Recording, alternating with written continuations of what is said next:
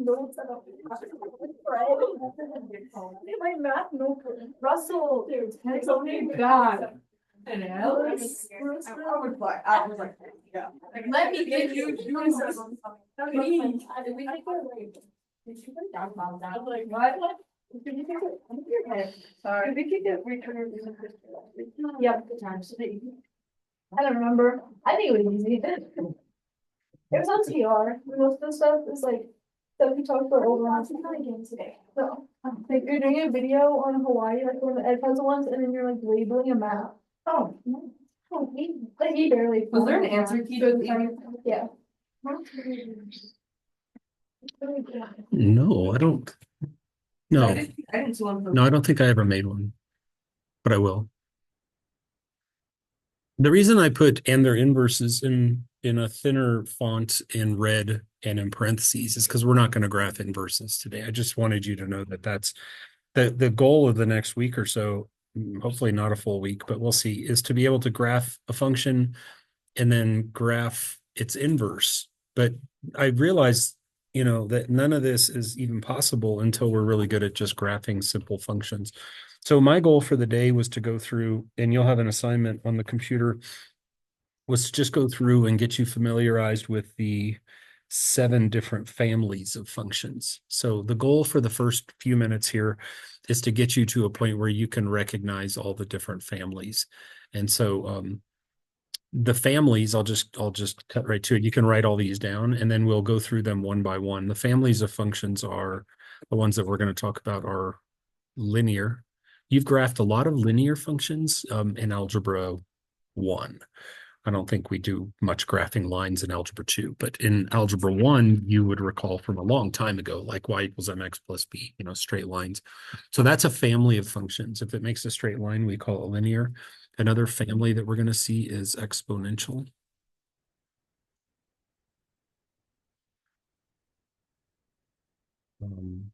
Quadratic.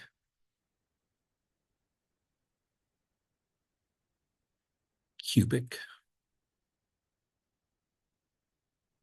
Square root.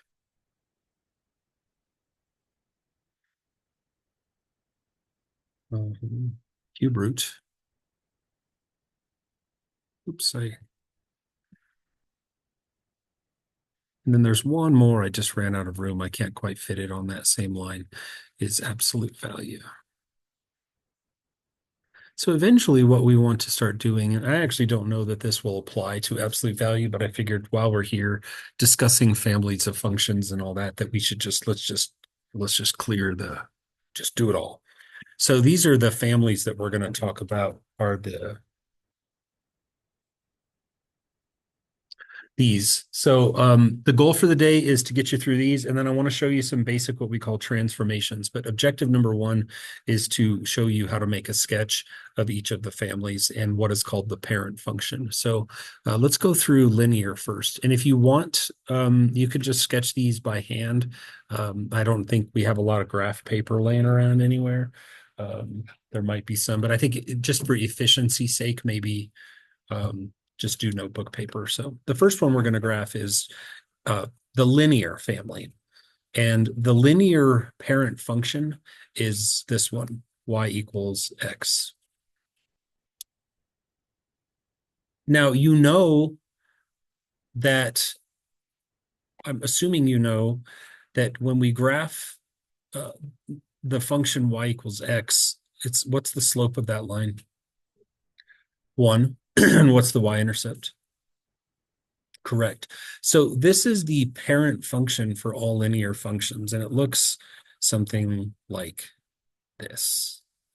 Now, what happens is as we add other parts to our function, like the equation, we do what are called transformations. So if I had,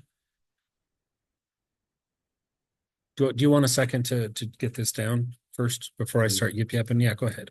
So that is the first of 7 or 8, what we're going to see today called, this is the parent function.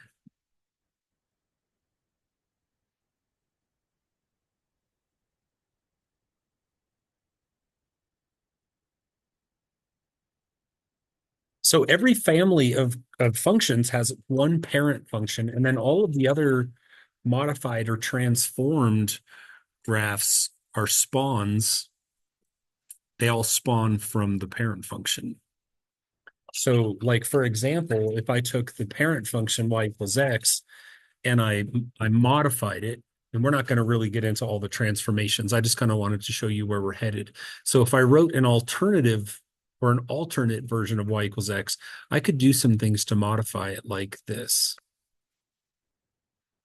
You see that the x is still there, but I've made 3 modifications. Number 1 is I've put a negative on the argument, which causes the slope to tilt downhill. I've put a 1/2, which puts a vertical compression on the graph. We know that as a slope, but that won't continue to be a usable term for us. And then I put a +3 on it. So all of those transformations together would cause the graph now to go, if I went like up 1, 2, 3, 1, 2, 3, 4, 5, 6, then I would have a modified graph that looks something like this. So the goal here is that, like, that's a very algebra 1E concept. Like, we went over all this stuff a few years ago, just y equals mx plus b, right? So the goal is to apply transformations like that to the other families of functions, like square root curves and cubes and things like that. So, but that's where we're going. So anyways, the parent function is the one in the purple oval, and all other linear functions are just basically offspring of that. So good so far? Okay, let's look at quadratics next. So do you guys know what the parent function for the quadratic family is?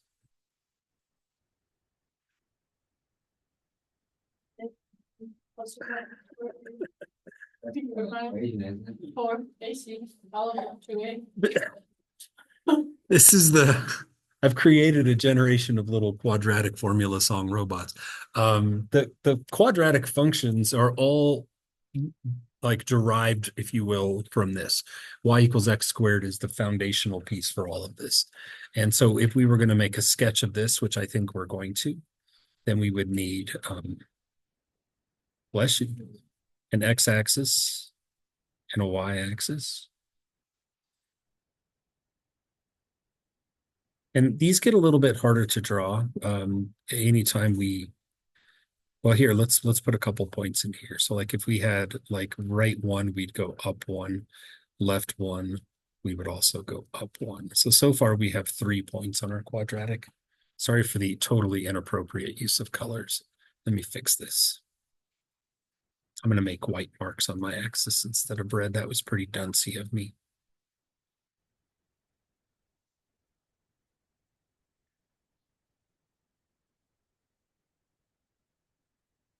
I really like to hear Mel's voice. Like Mel's voice is better than his trouble.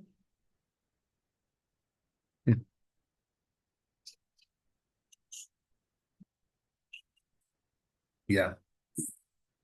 He vocalizes.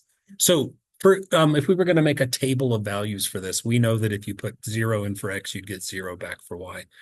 Because if you square 0, you get 0. 1 squared is 1, so we know that there's a point at 1, 1. 2 squared is 4, so we know that there's a point at 2, 4. And then 3 squared is 9, so we know that there's a point way up here at 3, 9, like this. You've seen this before. Do you guys remember the name of this shape? It's called a parabola. I mean, that's only half of it, of course, right? Because if I go to the left side, like -1 squared is +1, -2 squared is +4, and then -3 squared is +9. So like this. And then when you go to sketch it, these are the ones where they are kind of curvy like this. And my graph is not very well drawn, but you get the idea. Like this. So that is the parent function for all other quadratics. Do you maybe by chance remember from Algebra 2 what happens when we apply transformations to that? For example, wider it's yes. or narrower. So like if I had y equals 1/2 of x squared, anyone by chance remember what that does? Wouldn't it be like 1 by Make it 1 bigger. is 1. It makes it look wider because what happens is all your Y values are now half as much. So really the graph points wind up looking like this. And this will be a good day eventually for us to bust out our graphing calculators and use that technology. But if you think about like quite literally taking half of all your Y values, then they now look like this, right? Makes sense. And so the graph, when you graph it, looks fatter than its predecessor, like this. Again, a terrible sketch, but you get the idea. And there's all sorts of modifications that we could make. Do you guys remember what happens if we put a negative in front of the x squared? Yeah, it looks like an arch now instead of a bowl. It literally flips the whole thing over. Do you remember what would happen if we put like a +3 at the end of it? You'd start. It physically picks up the graph, yeah, and it moves it up 3. Like it literally grabs it like a wishbone. You pick it up and boop, slide it up 3. Yeah, exactly right. It's like it's our midline adjustment, that one. That's right. And then a phase shift would be more like this. Anyone remember how to do like this one? Want to take a guess? You go to 4 and then start. You're going to have to be a little bit more specific than The that. next one, you go to 4 and then We start. actually go to -4 on the x-axis. And so this is like your phase shift that you're thinking of. So on this one, we would actually go to -1, 2, 3, 4, and then we would start our graph from over here. So is any of that ringing any bells at all from a long time ago? Those are all the transformations that we're going to see. We're going to see like vertical compressions, vertical stretches. The trickiest one is the sideways, and we'll save that one for later. But so that's the second family I wanted to talk about. So far you've seen linear, you've seen quadratic. Let's do cubic next.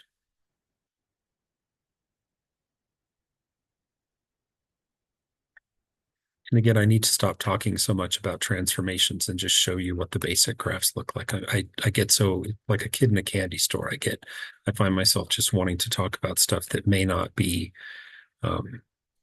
appropriate for a particular point in the lesson. So cubics have a very characteristic look to them. Maybe I'll just try to do this one a little bit more, I don't know, less thorough. So do you want to guess what the parent function is for cubics? It's y equals x cubed. There you go. So that's our parent function. Every cubic graph, like the ones you'll be graphing here within a couple days, will surprise you how not difficult it is once you understand transformations. But they're all derivative of this. They all come from this. And the graph looks like this. 0 cubed is 0.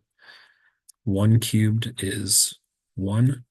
2 cubed is 8. So the one side's going to look like this. And if you just graphed one side, you might think, oh, this is just another parabola, right? But be careful, know your exponents. What happens when you put -1 in there for x? Yeah, what do you get? You get -1. So this one does not reflect back up like its predecessor, the quadratic. A cubic actually goes the other way, like this. What's -2 cubed? -8. And so what we see is a really cool little shape that looks like this. It does. Yeah, we've seen this probably sometime before in some context or another. But when you connect the dots on this one, it's going to come up like this. It almost looks like it's going straight, and then it's going to snake through here, and then it's going to finish its way up again, curving like such. So that is what the parent function of a cubic graph looks like. All sorts of things will eventually happen to it. We might reflect it sideways. We might reflect it vertically. We might shift it around left and right and up and down. We can stretch it. We can compress it. Those are all fun things. But the key is to first recognize that that is the parent for the family cubic, and all cubic graphs will spawn from that general graph. Okay. After this, let's look at exponential. And just for the record, again, these can move too. I'm just trying to get myself to go a little quicker. So you'll see. Next one let's do is exponential.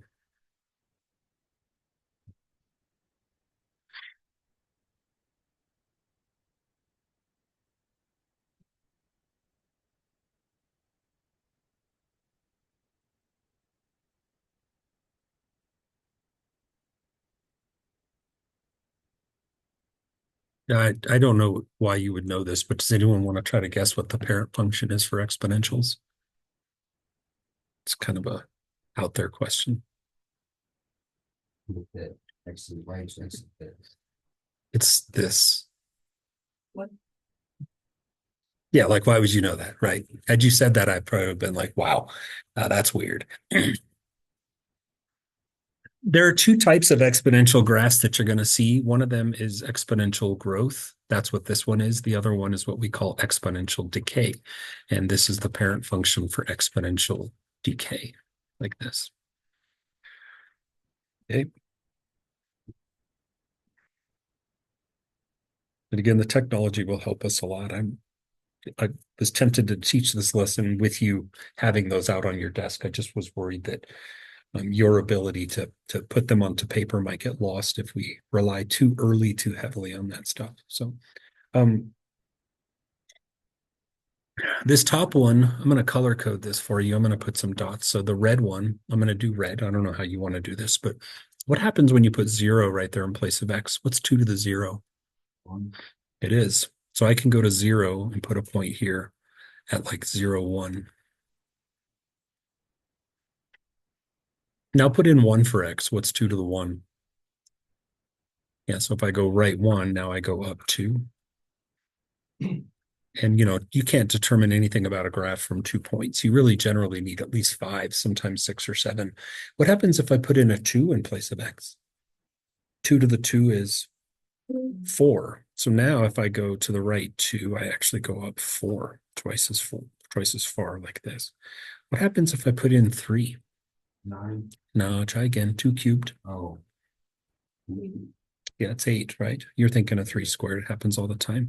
So if I go to 3, 2 to the 3rd power is actually up here at 8. And so you see that quadratic-y sort of looking curve, right? But what's interesting about an exponential curve like this is how it behaves now. And you might want a calculator for this, you might not. Depends how your skills are. But the next point I want to try is a half. I'm going to sketch a little something up here just so you can see what I'm saying. What I want to know is this: if I put 1/2 in place of x, does anyone know what 2 to the 1/2 is? I didn't mean to put 1/2. I think I might be needing to go back to bed. I meant -1. What happens if you put -1? I was a little ahead of myself there. What happens if you put -1 in place of x? Anyone know what 2 to the power of -1 is? You might be surprised. I'll grab your calculators real quick if you have them. If you don't, it's okay. But you might be surprised by the results. And then it'll come back to you and you'll be like, oh, I knew this because of rules of exponents. Do you know what it is? It is not. Is it what? -2. Yep, it is.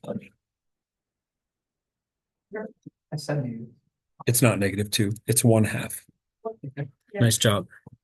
So if you type into your calculator 2 to the power of -1, your calculator, being a calculating device, is probably going to say 0.5, right?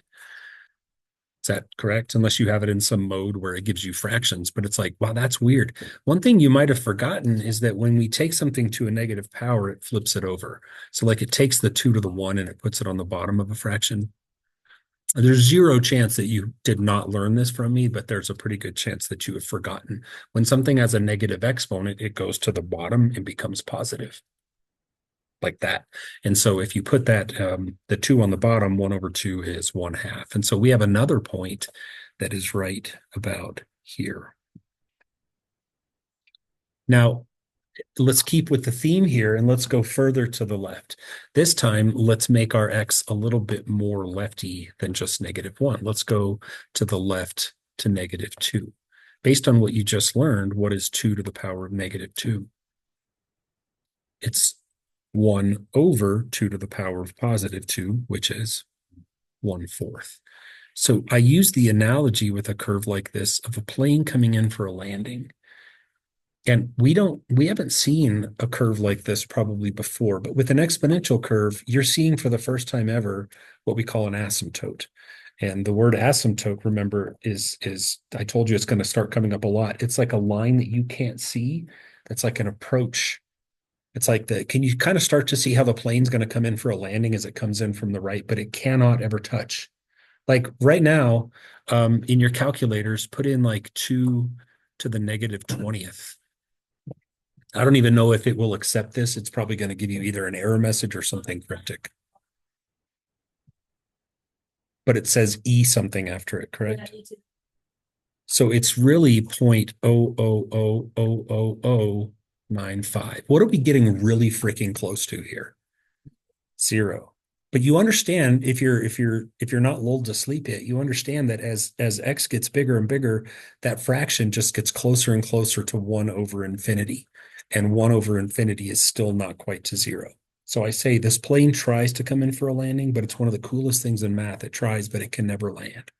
And so the parent function for exponentials, when it's growth like this, should look like this. And again, good luck graphing these. I'm surprised I haven't made more of a mess with this than I have. So there's a little messy right there. So that is our parent function for exponentials. And again, all the same transformations can apply. If I put a little cute plus after it, I move it up. If I put a minus, I move it down. I can move it right. I can move it left. I can compress it. I can stretch it. There's all sorts of things. But again, we don't go anywhere if we don't know that that's the basic gist, the basic curve.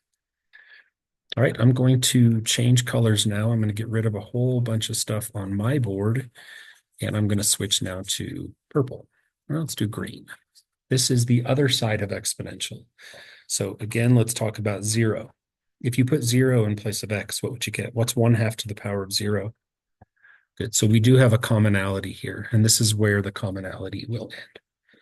This time, let's go again to the right. Let's do 1. If you put 1 in place of x, what's 1/2 to the power of 1? Yeah, nothing changes when you raise something to the power of 1. So this time, my 1/2 is over here. Let's put in 2. What's 1/2 to the power of 2? Yes.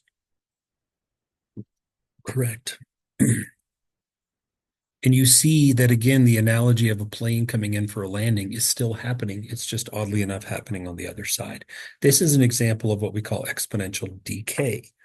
So an exponential growth curve, from your point of view, approaches positive infinity as you guys work your way to the right. This is an exponential decay model that is coming down, and actually, as we go to the right, is approaching its leveling off in that direction. What do you suppose is going to happen when we go to the left? For example, what happens if I put in -1? What's 1/2? Ooh, shnikes, to the power of -1. You want to guess? Use common sense and look at the green graph and compare it to its homie, the red graph. It's 2. Doesn't it make sense that it would be 2? Because look at the symmetry. If I go left 1, then I'm really mimicking the points now on the other side. Do you see how those 2 points, like, can you see where I'm moving my pen? Those are like the homie symmetry points right there. What happens, do you think, if I go to -2?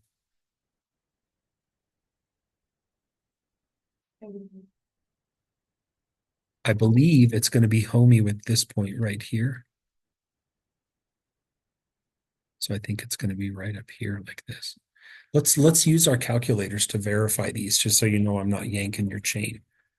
So the answer to -1, if you put in -1, you get +2.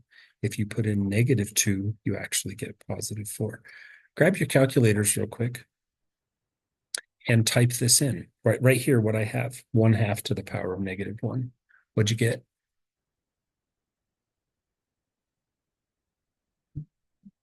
It's like magic. Type in the same thing again. Type in your 1/2, but this time type it into the power of -2. What'd you get? Oh. Magic. So why this is happening, I'm gonna start a fresh screen just so I can change colors and see something fresh here. If I do 1/2 to the -2, that's the same as 1 over 1/2 to the +2. What is 1/2 to the +2? It is 1/4. And what's 1 over 1/4? Copy dot flop that. What do you get? Presto.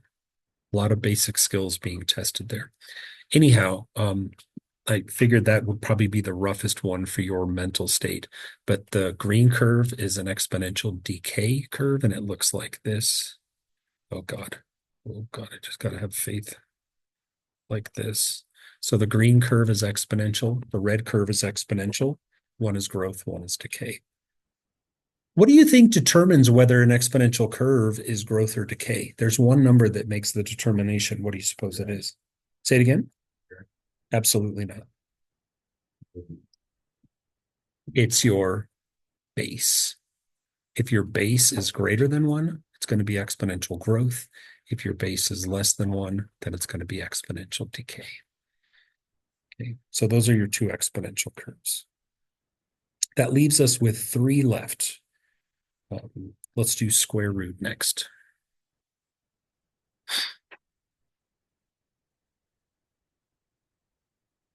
You might be brain melted by this point and incapable of answering obvious dumb questions, but I'm going to ask one anyway. So here it goes.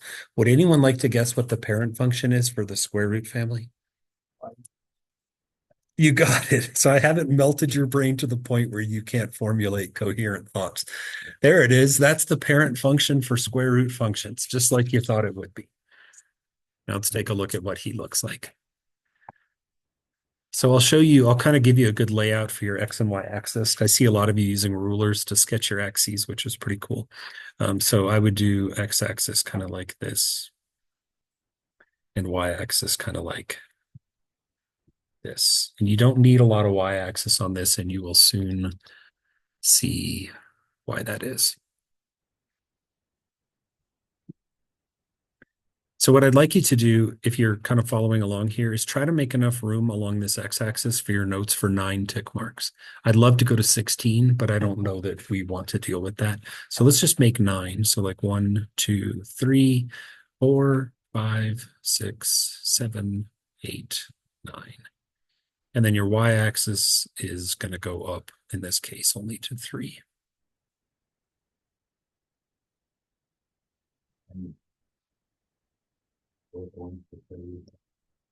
Mm-hmm.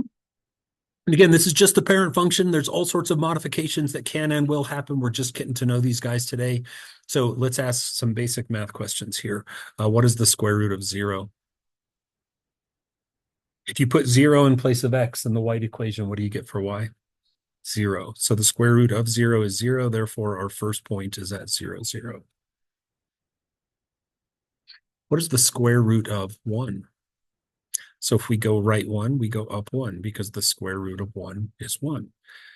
Now, if you think about it, if I did this to you, don't write this down. That's not nice because what's the square root of 2?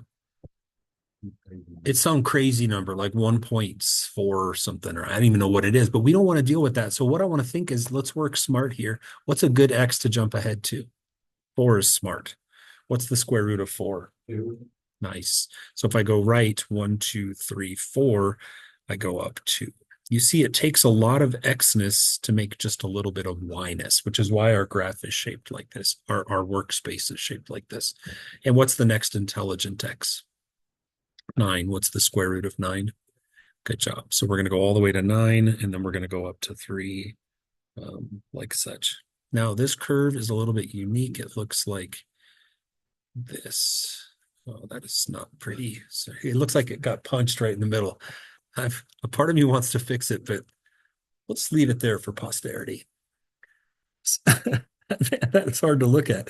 Anyways, this is what a square root curve looks like. And if you think about like, why does it start right here? It deals with like domains and real numbers and all that. Like what would happen if I tried to go further left? Like I can usually ask you guys like, well, put in -1 for x. But if I tried to put in -1, what happens? Yeah, it's an imaginary thing, right? And we're dealing in real numbers here. Like we're graphing real tangible things. And the square root of -1 is not something that we can put on a Cartesian plane. So that's why this graph actually begins its existence where we have it. 0 is the lowest or leftist that we can go. But you can see it's an interesting graph because how far to the right would I have to go just to get up like to 4? I'd have to go all the way to 16. And then how far would I have to go to get up to like 10? 100. Are you kidding me? So that's, this is a good place to stop. This is what the square root parent graph looks like. Okay. And again, we'll stretch him and move him and all that stuff. So that leaves us with two more, I believe. Which one do you want next? Absolute value or cube root? Cube root it is.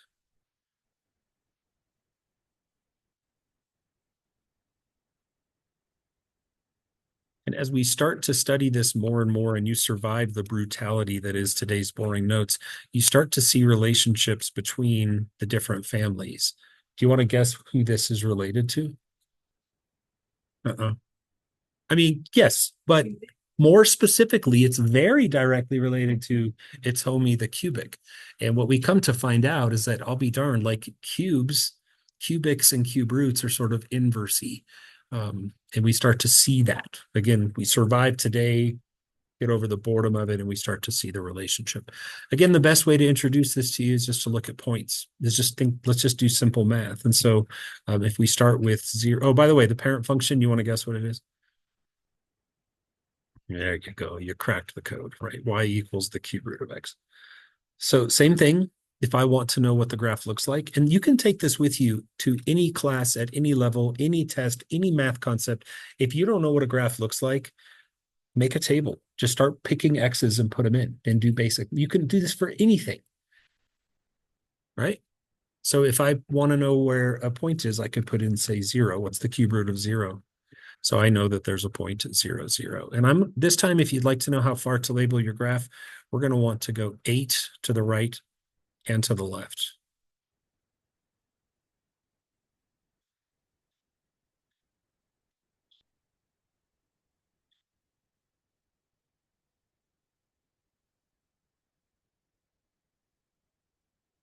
Symmetry is pretty on point here today. And then for the y-axis, we're only going to want to go up 2 and down 2. This should look familiar. This is going to be like the cube graph tilted on its side. I hope you would agree. So if I know that there's a point at 0, 0, then I can go ahead and sketch that in right here. Let's do 1. What's the cube root of 1? It is. And so there's also a point at 1, 1. What's the next number for x that is cube rootable? 8. Right? You know your roots a little bit, I hope. The cube root of 8 is 2. So we have to go all the way to 8 just to get up to 2. That's a lot of work required. Okay. Can we cube root negative numbers? Yes. Yes, we can. You cannot square root or fourth root, but any odd index, cube rooting, fifth rooting, you can do with negatives. And so what is the cube root of -1? The cube root of -1 is -1. So if we go to -1, we go down 1 like this. Do you see how it's just a cube graph laying down? Pretty cool, huh? And then can you cube root -8? Yes, you can, to get -2. So we're going to go -8, -2. And this is what the cube root graph looks like.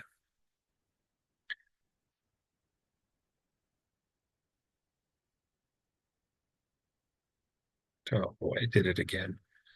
I'm struggling today with the artwork, but there you go. Any questions on that one? And then the last one is absolute value. Oh, I ran out of paper.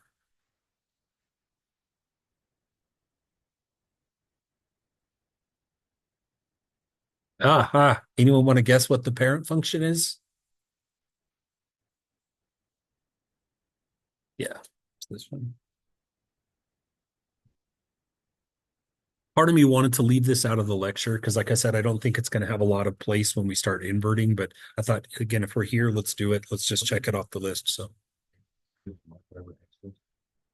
Just like x equals 8 and it's pretty basic. It's like a blocky quadratic. It's kind of the way I think of it. Actually, or that's not maybe the best way to say it, but you'll see. So anyways, that's the parent function. And for your graph on this one, you can get away with just a nice simple situation like this.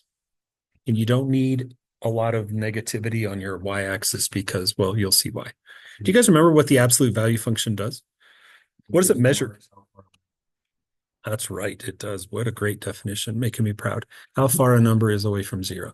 Some people know it as that thing that turns negative numbers positive. So for this one, let's just keep it nice and simple. Let's only go out to like 5. Let's go 1, 2, 3, 4, 5. 1, 2, 3, 4, 5. And then on your y-axis, you're going to want to go up as well to 5. So, math question incoming. If you put 0 in place of x, what's the absolute value of 0?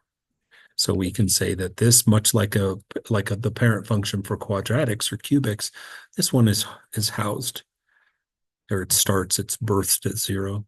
What happens if you put in 1? The absolute value of 1 is actually 1. Remember, absolute value is a measure of how far you are away from 0. What if we put in 2? It is 2. The absolute value of 2 is 2. What if we put in 3? 3. So I think we probably don't need any more points over here to make our point. So sorry for the pun there, but you would agree that it's going to keep growing just like this. Just looks like a linear, doesn't it? But then it has a cool little behavior that it exhibits as we go to the left. What happens if we do -1? What's the absolute value of -1? It is 1. And so much like a quadratic, this is actually going to bounce back up. It doesn't have that exponentially sort of growth that a quadratic does. Like it's not going to curve. It's linear on both sides. It's basically just like a broken line. And same, -2. What happens if you put in -2? You get 2. What if you put in -3? You get 3. What if you put in -4? Yeah, you get the idea. So this is what the parent function graph looks like for the absolute value family. It turns out to be, I guess it's been a while since you've gotten to graph anything with your rulers, but this one would look like this and like this. And then to seal the deal and make it official, you just want to make sure you put arrowheads on both sides. Somebody have that weird swoop. The what? Somebody have the swooping. It can't because it's linear, honestly. Well, it's not linear, but it's the each side of it is linear, and that's why there can't be any curvature to it. So what I want to do for these last couple minutes is just show you what you're going to be up against. I did not anticipate this taking the whole time, but if you could not pack up and do all that stuff, because no one can listen when you're doing that, give me like 2 minutes, and then I'll be done, and you can have plenty of time to pack up your stuff. What's up, man? Yeah, were you going to ask a question? Oh, deal. I like it. Edit assignment, 5th period, families of functions, skills. So you're going to have one section of your assignment that's just going to ask you for the family. What family is this? Go, come on. Try again. Yeah, quadratic. Very good. Okay, let's go another one. What family is this? Cubic. Very good. What family is this? Good. What family is this? Good. What family is this? Quadratic. It's a quadratic. Don't fall for it, right? Good job, Aiden. Remember, it's still a quadratic. It just has a transformation on it. It's flipped and moved, but it's still a dang quadratic, right? What's this? Quadratic. What's this? Good. What's this? Nope. Cube root, right? If it continues on and finishes the snake, it's a cube root. So anyways, one section of your assignment is going to look like that. That's going to be the easy section. I put 30 of those on there, and I really honestly should have done like 100. It's just, I want that rote memorization, but 30 will do fine. The other section is much more difficult, and this is what we have to still talk about. I thought I could get to it today. What do we know this is? First off, what kind of curve is it? It's an exponential. And so the thing is, like, none of these answers is going to, well, I think actually probably 2 of them do. Which ones, do you like the top ones or the bottom ones? Why the top ones? You're a good listener. So because the number at the base of the exponent is less than 1, remember that's what makes the curve come down. So the question now becomes, is it the first one or the second one? And that's what I need to get to tomorrow. But in keeping with my word, I want to shut up for today. So we'll do this together tomorrow. I hope it doesn't take too long, but for today, don't worry about any assignment or anything. Okay, just ignore it, and we'll finish the notes tomorrow. Answer key for the last. Yes, you need an answer key for number 12 and I will get it up there. I think it was number 12. I will get it up there. Do you want work shown or just the yes, he knows? Just Okay, then I have that ready already, so I can just put that up there for you.